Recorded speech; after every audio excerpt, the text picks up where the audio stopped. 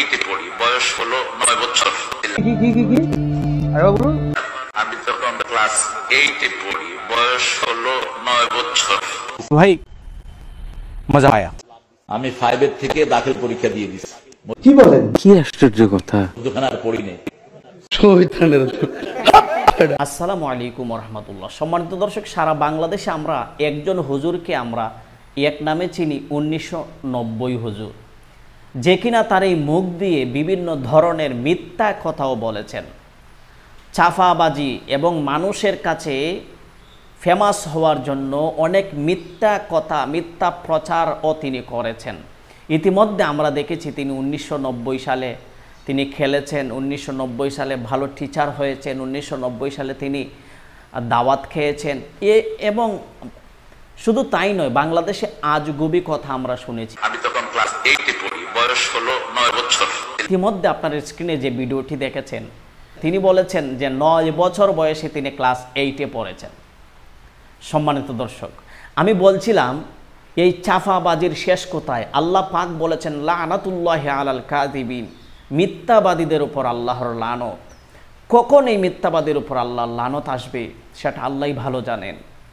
সে বলেছে 9 বছর বয়সে নাকি সে ক্লাস 8-এ পড়তো। এখন আপনারা হিসাব মিলিয়ে নেন, সে 9 বছর বয়সে যদি ক্লাস 8-এ পড়ে, তাহলে তার ক্লাস 1, ক্লাস 2 সে কোথায় পড়েছে? নাকি সে মায়ের পেট থেকে লেখাপড়া শুরু করেছিল? আপনারা হিসাব মিলিয়ে নেবেন। এরকম আজগুবি, এরকম মিথ্যা বানোয়াট কথা কোরআনের তাফসিরের নাম দিয়ে আর কত চলবে আমাদের দেশে? ইভেন আমাদের দেশের মানুষও হুজুগে বাঙালি, চাফাবাজি শুনতেই তারা ভালোবাসে, কারণ শায়েকের চাফাবাজি সেটা পায়খানার চেয়েও তাদের কাছে মিষ্টি লাগে। শায়েকের চাফাবাজি যতই করুক না কেন সেটা তাদের কাছে খুব মধুর লাগে। শায়েক মিথ্যা কথা বলুক না কেন সেটা তাদের কাছে খুব মিষ্টি লাগে, কারণ শায়েক তাদের কাছে শায়েক সবচাইতে বেশি বড়। সম্মানিত দর্শক, এই চাফাবাজি শেষ কোথায়? ইতিমধ্যে আপনারা এই ভিডিওটির মধ্যে আরও একটি কথা শুনেছেন। আমি 5-এর থেকে দাখিল পরীক্ষা দিয়ে দিচ্ছি, মধ্যখানে আর পড়ি নেই। তিনি বলেছেন যে তিনি ডাইরেক্ট ক্লাস 5-এ পড়ার পরে তিনি ডাইরেক্ট দাখিল পরীক্ষা দিয়েছেন। তাহলে এক ভিডিওর মধ্যে তিনি বলেছেন ক্লাস 5-এ পড়ার পরে সরাসরি দাখিল পরীক্ষা দিয়েছেন।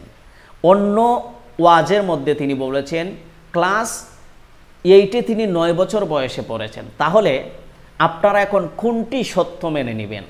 আপনাদের শায়েখের মিথ্যা চাফাবাজি আর কত আপনারা শুনবেন? এক ভিডিওটিতে বলছে সে ডাইরেক্ট 5-এ পড়ার পরে ডাইরেক্ট দাখিল পরীক্ষা দিয়ে দিয়েছে, মধ্যখানে আর পড়ে নাই। দ্বিতীয়টিতে বলেছে ক্লাস 8-এ পড়েছে যখন তার বয়স 9 বছর। আমি মেনে নিলাম আপনার দুইটা চাফাবাজি সত্য।